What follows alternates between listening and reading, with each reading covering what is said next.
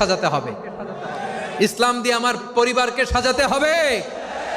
ইসলাম থেকে, কোরআন থেকে প্রেসক্রিপশন না নিলে জীবন সুন্দর হবে না। কোরআন থেকে প্রেসক্রিপশন না নিলে সমাজ সুন্দর হবে না। কোরআনের প্রেসক্রিপশন না মানলে রাষ্ট্র সুন্দর হবে না।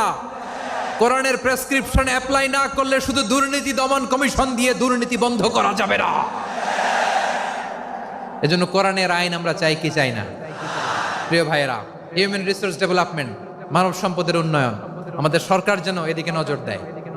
আমরা যেন এই ব্যাপারে যত্নবান হয়ে উঠি। যাকে আল্লাহ যে যোগ্যতা দিয়েছে, এই যোগ্যতা দিয়ে আমরা যেন ইসলামের জন্য, দেশের জন্য কাজ করি।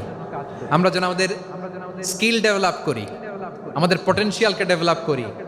মোরালিটি, ভ্যালিউজ নিয়ে শায়েখ আহমদুল্লাহ আলোচনা করেছেন, এগুলো দিয়ে যেন আমরা আমাদেরকে সাজাই। আল্লাহ তাআলা আমাদের দেশকে তুমি নিরাপদ করো, আমরা পড়ি আমিন। আল্লাহ আমার 18 কোটি জনগণকে তুমি জনশক্তিতে রূপান্তরিত করো, আমিন। আল্লাহ আমরা হাতে হাত রেখে, কাঁধে কাঁধ মিলিয়ে, ভাইয়ে ভাইয়ে যেন এই দেশকে গড়তে পারি, আল্লাহ তুমি তৌফিক দান করো, আমরা পড়ি আমিন।